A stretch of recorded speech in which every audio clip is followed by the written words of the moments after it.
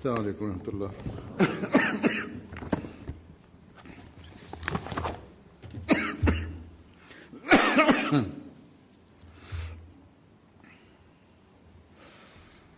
أشهد أن لا إله إلا الله وحده لا شريك له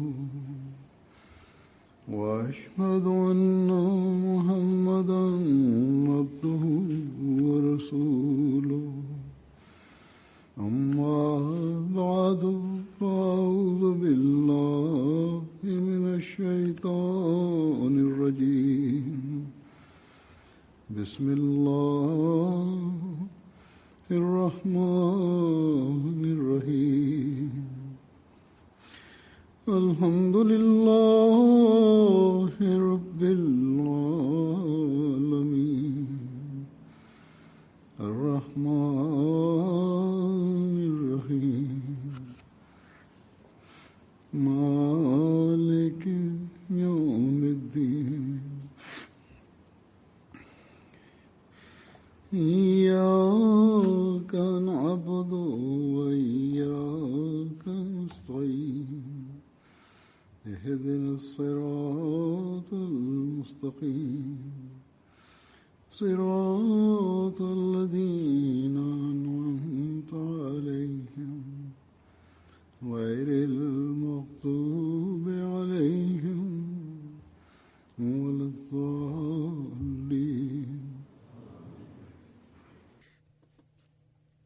Tidak diragukan lagi bahwa Spanyol merupakan salah satu negeri barat.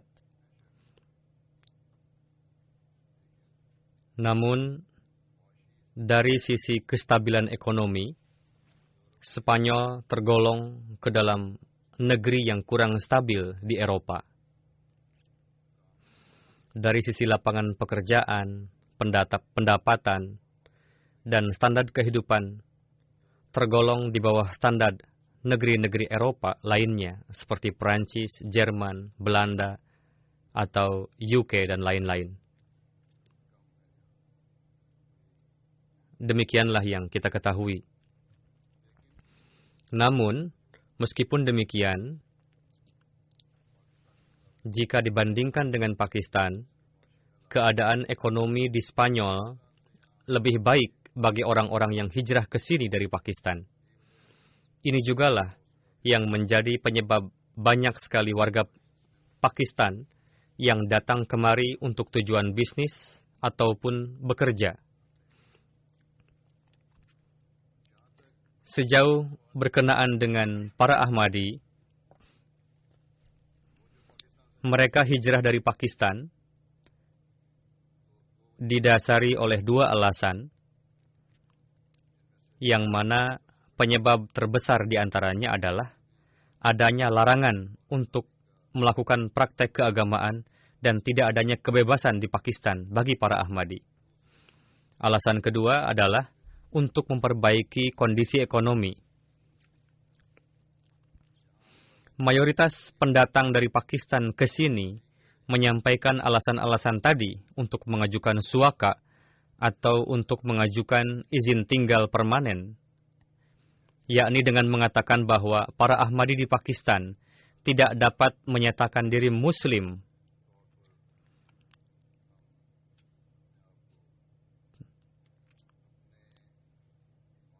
tidak dapat beribadah atau menjalankan rutinitas keagamaan secara bebas sesuai dengan keimanannya.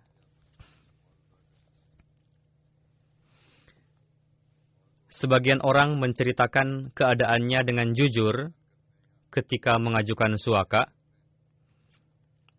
namun ada juga sebagian orang yang mendramatisir penuturannya. Di sini masih terbilang tidak banyak, sedangkan di negeri-negeri lain di Eropa banyak yang melakukan hal tersebut. Padahal hal tersebut tidaklah diperlukan. Berkali-kali telah saya sampaikan bahwa jika keterangan yang diberikan benar adanya dan jujur, cukup dengan menjelaskan kepada mereka bahwa kekerasan yang dilakukan atas nama agama kepada para Ahmadi di Pakistan menimbulkan suatu tekanan mental yang teramat berat pada diri saya, dan penderitaan yang terus-menerus.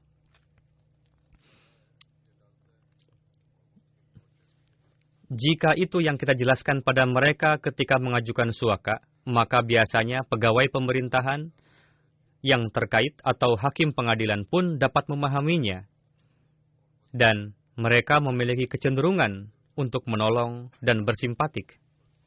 Jadi, dalam hal ini tidak perlu terpengaruh perkataan orang ataupun tekanan dari pengacara untuk melebih-lebihkan diri sendiri atau suatu keterangan ketika mengajukan suaka. Demikian juga, dari awal sampai akhir, keterangan yang diberikan harus sama, jangan berubah-ubah, sehingga akan membuat pihak pemerintah mencurigai adanya kedustaan. Sudah seharusnya seorang Ahmadi terhindar dari berbuat dusta. Allah Ta'ala telah menetapkan kedustaan sama dengan syirik. Dan tidak mungkin diharapkan seorang Ahmadi melakukan perbuatan syirik. Di satu sisi, seorang insan menyatakan bahwa dia adalah orang yang paling banyak mengikrarkan tauhid ilahi. Juga menyatakan bahwa dia merupakan hamba Rasulullah SAW. Juga meyakini imam zaman, Masih Maud, dan Mahdi yang dijanjikan. Namun, di sisi lain, dia tidak terhindar dari dosa yang paling mendasar. Padahal itu merupakan kewajiban utama bagi seorang pemegang tauhid untuk menghindarkannya. Dari sisi ini, setiap Ahmadi hendaknya mengevaluasi diri, yakni jangan sampai demi untuk mendapatkan keuntungan duniawi, kita melakukan suatu perbuatan yang dapat menjadikan kita pendosa besar dalam pandangan Allah Ta'ala.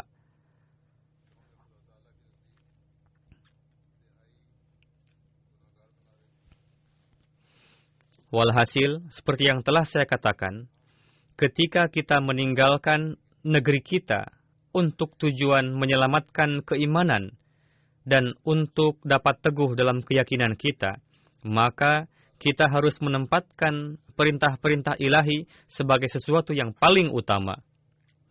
Kita hendaknya memperlihatkan, kita hendaknya memperhatikan bahwa setelah menerima Ahmadiyah, yakni Islam yang hakiki, apa yang menjadi prioritas kita dan bagaimana seharusnya. Jika prioritas ini tidak sesuai dengan hukum ilahi, berarti kita tidak mencapai tujuan dari hijrah kita. Sebaliknya, jika bersesuaian, berarti kita telah meraih apa yang menjadi tujuan hijrah. Dan dalam corak demikian, Allah Ta'ala pun akan senantiasa menyertai kita. Jika yang menjadi pondasi kita adalah kedustaan dan berkeyakinan bahwa peraihan duniawi merupakan tujuan, maka kita tidak akan dapat menjadi pewaris karunia-karunia ilahi. Orang yang meyakini bahwa Allah Ta'ala Esa dan beribadah kepadanya, mereka tidak akan pernah dapat berbuat syirik. Orang yang memahami hakikat tujuan penciptaannya, yang menjadi tujuan utama dari kehidupannya adalah meraih keridhaan ilahi.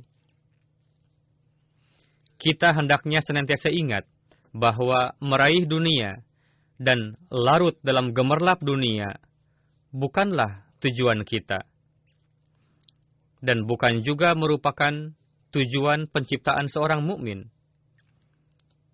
Jika untuk menarik keridhaan Allah Ta'ala, kita berusaha meraih tujuan penciptaan seperti yang diajarkan oleh Allah Ta'ala, baru kita akan dapat meraih kesuksesan yang hakiki. dan dapat memenuhi tujuan kedatangan kita ke dunia ini. Memang, kita pasti akan mendapatkan dunia dan segala kenikmatannya, karena Allah Ta'ala tidak akan meluputkan nikmat-nikmat ruhani dan jasmani atas orang-orang yang datang kepadanya. Allah Ta'ala pun tidak akan meluputkan nikmat-nikmat duniawi atas orang-orang yang berusaha meraih keridhaannya. Bahkan Allah Ta'ala mengajarkan doa kepada kita, mintalah kebaikan dunia dan akhirat kepadaku. Sebagaimana Dia berfirman, Rabbana atina fid dunya hasanah wa fil akhirati hasanah wa qina adzabannar. Hadrat Masih Maud alaihi salam berkenaan dengan ayat ini bersabda, untuk kemaslahatan dirinya, manusia memerlukan dua hal. Pertama, terhindar dari segala musibah, penderitaan, bala, dan lain-lain yang ada dalam kehidupan dunia yang singkat ini. Kedua, terhindar dari kefasikan, dosa, dan segala penyakit rohani yang dapat menjauhkannya dari Allah Ta'ala. Ada dua hal bagi manusia, yakni pertama, kesulitan duniawi dan segala penyakitnya. Kedua, kesulitan rohani dan segala penyakitnya. Walhasil, manusia berusaha untuk terhindar dari dua hal tersebut. Lalu bersabda, kebaikan atau hasanah dunia adalah manusia terhindar dari setiap bala musibah, kehidupan yang kotor, dan hina. Apakah itu secara jasmani ataupun rohani? Beliau alaihissalam bersabda, perhatikanlah. Lalu lebih lanjut, beliau alaihissalam bersabda, mengenai kata Rabbana, Allah Ta'ala berfirman, Rabbana atina fid dunya hasanah. Di sini difirmankan Rabbana. Berkenaan dengan hal ini, beliau alaihissalam bersabda, sebenarnya pada kata Rabbana terdapat satu isyarat halus kepada taubat. Ketika manusia mengucapkan Rabbana, yakni ya Tuhan kami, ini merupakan kondisi puncak di mana dia tunduk ke hadirat Allah Ta'ala. Beliau alaihissalam bersabda, karena kata Rabbana menuntut supaya manusia meninggalkan Tuhan-Tuhan lain yang telah dia ciptakan sebelumnya, lalu datang kepada Tuhan yang hakiki. Kata Rabbana ini tidak mungkin akan keluar dari hati tanpa disertai rasa haru dan rintihan yang hakiki. Jika manusia mengucapkan Rabbana yang hakiki, maka terkeluar dengan diiringi rasa pilu. Sebagian orang ada yang membaca doa Rabbana secara zahir saja. Padahal untuk itu diperlukan adanya suasana hati. Namun jika manusia memanjatkan doa disertai suasana hati, baru kata Rabbana keluar dari mulut secara hakikat. Dan sesuai sabda Hadrat Masih Maud alaihi salam, kata Rabbana tidak dapat keluar dari mulut sebelum timbul rasa pilu dan keharuan yang hakiki. Beliau alaihissalam bersabda, sebenarnya manusia telah menjadikan banyak sekali Tuhan-Tuhan sendiri. Tuhan-Tuhannya sendiri. Dia yakin sepenuhnya pada tipu daya dan kedustaannya. Dan meyakini itu semua sebagai Tuhannya. Jika dia berbangga diri atas keilmuan dan kekuatannya, berarti itulah yang menjadi Rabb-nya atau Tuhannya. Jika dia berbangga diri atas ketampanan atau kecantikan dan harta bendanya, berarti itulah yang merupakan Rabb baginya, yang merupakan Tuhan baginya. Walhasil, jika demikian adanya, berarti ribuan kebendaan selalu mengikutinya. Selama manusia belum meninggalkan semua itu, lalu menundukkan kepala di hadapan Rabb yang hakiki, Tuhan yang tidak ada sekutu baginya, dan sebelum manusia tersungkur dalam singgasananya, disertai dengan ucapan Rabbana yang merintih dan meluluhkan hati, berarti dia belum memahami Tuhan yang hakiki. Sebagaimana telah saya sampaikan, bahwa orang mengatakan bahwa kami pun membaca doa Rabbana. Namun Hadrat Masih Maud alaihi salam bersabda, Rabbana yang hakiki akan dapat diimplementasikan jika terkeluar dari mulut, diiringi dengan rintihan pilu dan suara yang meluluhkan hati, Dan jika dia memahami hakikat bahwa ketika dia mengucapkan Rabbana, berarti dia tengah menyuruh satu Tuhan yang esa dan tidak ada sekutu baginya yang merupakan Tuhanku. Jika ini tercipta, berarti dia memahami Rabb-nya yang hakiki dan kepadanya dia memohon. Lalu Hadrat Masih Maud Islam bersabda, ketika manusia mengikrarkan segala dosanya di hadapan Allah Ta'ala, disertai dengan hati pilu dan rintihan, lalu bertaubat dan menyampaikannya kepada Allah Ta'ala dengan menyatakan, Rabbana, yakni, Engkaulah yang merupakan Rabb yang hakiki, dan sesungguhnya, namun disebabkan karena kealpaan kami, sehingga kami tersesat ke tempat lain.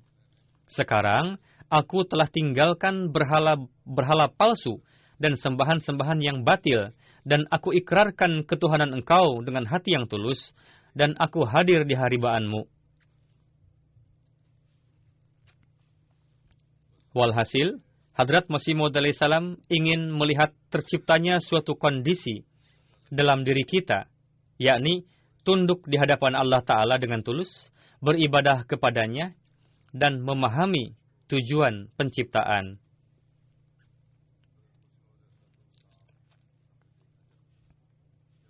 Jika kita melaksanakan kewajiban untuk menyuruh Tuhan kita seperti itu, maka kebaikan dunia pun akan kita dapatkan.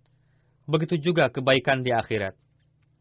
Bahkan manusia meminta kebaikan dunia sebagai sarana untuk meraih kebaikan di akhirat.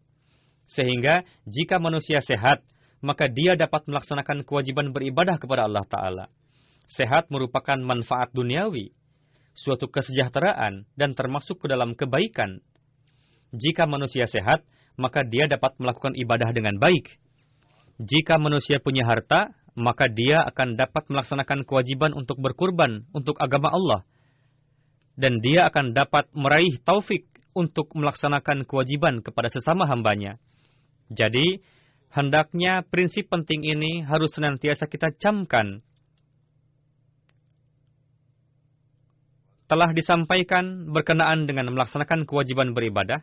Berkenaan dengan ini, hendaknya selalu kita ingat bahwa upaya ini akan dapat kita laksanakan jika kita memenuhi tujuan penciptaan kita sesuai dengan perintah Allah Ta'ala.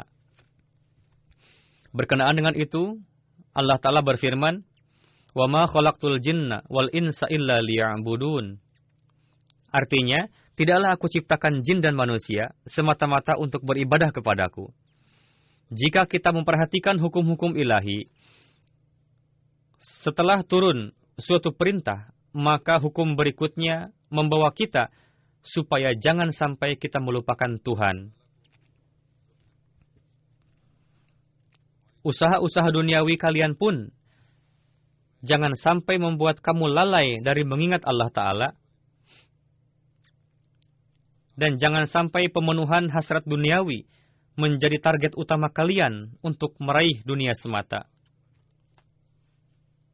Berkenaan dengan hal ini, Hadrat Masih Maud Islam bersabda, Allah Ta'ala berfirman, Aku ciptakan jin dan manusia semata-mata supaya mengenaliku dan menyembahku. Berdasarkan ayat tersebut, tujuan sebenarnya dari kehidupan manusia adalah untuk menyembah Tuhan, meraih ma'rifat ilahi, yakni mengenali wujud Allah, dan menjadi semata-mata untuk meraih keridhaannya. Jelaslah bahwa manusia tidak memiliki kemampuan untuk menentukan sendiri tujuan hidupnya sesukanya. Karena manusia tidaklah datang ke dunia ini atas keinginannya sendiri, dan tidak juga akan kembali sesukanya, melainkan manusia adalah sebuah makhluk, dan Sang Penciptanya telah menganugerahkan potensi yang istimewa dan tinggi kepada manusia dibandingkan seluruh hewan, yakni Allah Ta'ala telah menciptakan manusia sebagai makhluk yang paling mulia di atas makhluk-makhluk lainnya. Manusia diberikan potensi yang terbaik, dan dia jugalah yang telah menetapkan satu tujuan bagi hidup manusia. Terlepas apakah manusia memahami atau tidak tujuan tersebut, Namun tidak diragukan lagi, tujuan dari penciptaan manusia adalah beribadah kepada Allah Ta'ala, mendapatkan ma'rifat ilahi dan fana di dalam wujud Allah Ta'ala. Jadi, ketika manusia memperhatikan tujuan ini, maka dia akan menjadi mukmin yang hakiki. Sehingga dia akan menjadikan kebaikan-kebaikan dunia sebagai sarana untuk meraih keridhaan Allah Ta'ala.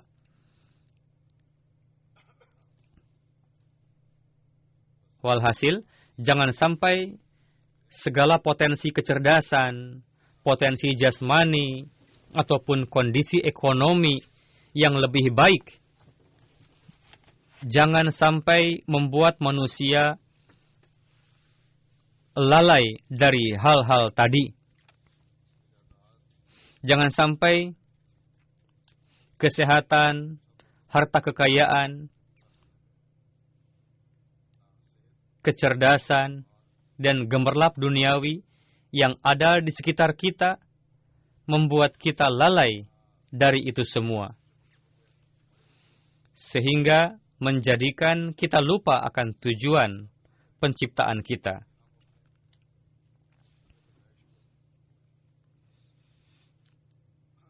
Seperti yang telah saya katakan, mayoritas para Ahmadi datang ke negeri-negeri ini disebabkan oleh agama, disebabkan oleh adanya larangan melakukan rutinitas keagamaan di negerinya. Untuk itu senantiasa perhatikan bahwa para Ahmadi menyatakan bahwa setelah melalui masa kegelapan yang panjang, sinar matahari Islam yang dijanjikan akan terbit pada zaman Masih Maud alaihissalam, begitu juga sesuai dengan nubuatan Rasulullah SAW, orang akan mengeluarkan hati umat Islam dari kegelapan menuju orang yang akan mengeluarkan hati umat Islam dari kegelapan menuju cahaya dan mengajarkan ajaran yang hakiki dan ajaran yang bersih dari bid'ah, dan yang akan mengajarkan ajaran Islam yang hakiki dan indah kepada non-muslim. Untuk itu, setelah tiba di negeri-negeri ini, menjadi kewajiban setiap Ahmadi untuk berusaha sepenuhnya melaksanakan tanggung jawab yang penting ini. Di berbagai tempat dimanapun Ahmadi berada, sampaikanlah kepada lingkungan sekitar perihal apa yang dimaksud Islam hakiki. Perbuatan setiap Ahmadi, akhlaknya, dan standar ibadahnya harus sedemikian rupa sehingga membuat perhatian orang lain tertarik kepada kita, yang mana hal ini akan membuat para Ahmadi istimewa dibanding orang gair. Begitu juga akan membantu untuk membuka pintu pertabligan kepada penduduk lokal di sini. Jadi, setiap Ahmadi hendaknya memahami bahwa satu tujuan agung dari setiap Ahmadi adalah, pertama, dia harus memahami tujuan penciptaannya, lalu dia harus menekankan juga kepada orang lain untuk memahami tujuan penciptaannya. Juga harus menyadarkan dunia akan hakikat bahwa nikmat-nikmat duniawi yang Allah Ta'ala ciptakan ini bukanlah untuk menjauhkan kita dari Allah Ta'ala, melainkan untuk mendekatkan kita kepada Allah Ta'ala. Untuk itu, berusahalah untuk tidak berlebih-lebihan. Jika tidak, disebabkan karena terkeluar dari batas kewajaran, kalian tengah menuju pada kehancuran. 4 atau 5 tahun yang lalu, tidak terbayang oleh kita kondisi dunia yang merangkak pada kehancuran, atau pada saat itu tidak siap untuk mengakui hal tersebut. Namun kondisi saat ini sama sekali berbeda. Dan penyebab sesungguhnya kehancuran itu adalah karena mereka beranggapan bahwa kemajuan dunia barat akan menyelamatkan mereka. Dan jikapun terjadi kerugian, kami akan dapat memenuhinya kembali. Namun berpikiran seperti itu merupakan kekeliruan mereka. Ketika kehancuran akibat peperangan menimpa atau akan menimpa, maka negeri-negeri yang dari sisi ekonomi kuat dan tentu mapan, setelah terjadi peperangan, mereka pertama-tama akan berusaha untuk memulihkan diri. Dan itu jugalah yang akan dilakukan juga nanti. Sedangkan beberapa negeri di Eropa yang kurang mapan, kondisi mereka bisa lebih buruk lagi dari itu. Jadi, dimanapun para Ahmadi berada, dengan segenap upaya nyata, dan yang terpenting dengan segenap doa, pusatkanlah segenap perhatian untuk meraih keridhaan Allah Ta'ala. Karena Allah Ta'ala sematalah yang dapat, karena karunia Allah Ta'ala sematalah yang dapat menyelamatkan dunia dari kehancuran, dan untuk menarik karunia Allah Ta'ala, perlu untuk mengamalkan hal-hal yang telah diajarkan oleh Allah Ta'ala. Dengan tunduk di hadapannya lah, kita dapat menarik keridhaannya. Setiap Ahmadi hendaknya ingat, hanya dengan beriman kepada Hadrat Masih Maud alaihi salam saja, tidak akan dapat menjadikannya pemilik kebaikan dunia dan akhirat. Tidak juga dapat menyelamatkannya dari azab api. Bahkan dengan beriman kepada Hadrat Masih Maud alaihi salam, justru meletakkan beban tanggung jawab tambahan di atas pundak kita, yakni bagaimana supaya kehidupan kita diselaraskan sesuai dengan keridhaan Allah Ta'ala. Dalam satu kesempatan, Hadrat Masih Maud alaihi salam bersabda, ingatlah, baiat yang kosong saja tidaklah ada artinya. Allah Ta'ala tidak lantas ridho dengan formalitas baiat tersebut sebelum mengamalkan pemahaman baiat yang hakiki. Sampai saat itu, sebelum mengamalkan pemahaman baiat yang hakiki, sampai saat itu baiatnya bukanlah baiat hakiki, melainkan hanya tradisi saja. Untuk itu, penting untuk berusaha memenuhi tujuan hakiki dari baiat tersebut. Apa itu tujuan hakiki? Yakni, tempuhlah jalan takwa, bacalah Quran Syarif dengan perenungan yang dalam, tadaburilah dan amalkanlah. Karena demikianlah sunnah Allah, yakni Allah Ta'ala tidak lantas akan bahagia dengan perkataan dan ucapan kosong saja, melainkan untuk meraih keridhaan ilahi adalah penting untuk mengikuti hukum-hukumnya dan menjauhi larangannya. Hindarilah hal-hal yang dilarang oleh Allah Ta'ala. Adanya adalah jelas bahwa kita menyaksikan bahwa manusia pun tidak lantas bahagia dengan ucapan saja, melainkan manusia akan bahagia dengan pengkhidmatan. Beliau alaihissalam bersabda, inilah perbedaan antara muslim sejati dan muslim yang palsu. Yakni, seorang muslim yang palsu mengada-adakan perkataan namun tidak melakukan apa-apa.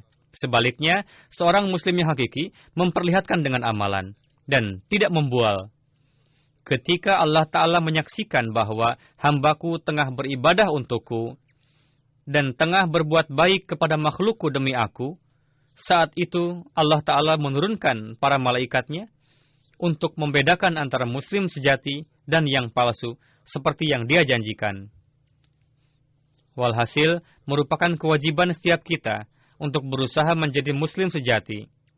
Kita mengambil manfaat dari kebaikan-kebaikan dan nikmat duniawi, supaya itu semua dapat menjadikan kita sebagai pewaris kebaikan dunia dan akhirat. Semoga kita menjadi orang-orang yang melaksanakan kewajiban untuk beribadah, hijrah yang terpaksa kita lakukan dari negeri kita. Semoga setelah sampai di sini, kita menjadi orang-orang yang melaksanakan kewajiban untuk mengamalkan ajaran-ajaran agama. Semoga Allah Ta'ala memberikan taufik kepada kita semua untuk mengamalkannya. Amin.